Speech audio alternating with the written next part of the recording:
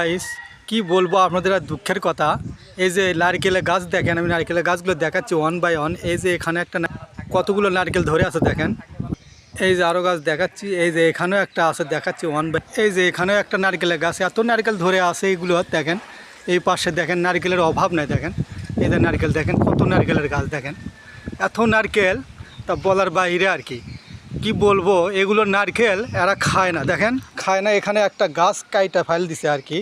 গ্রামের ভেতর ঘুরতে ঘুরতে এসে দেখি নারকেলগুলো পড়ে আছে, নিজে আর কতগুলো নারকেল খাই দেখেন।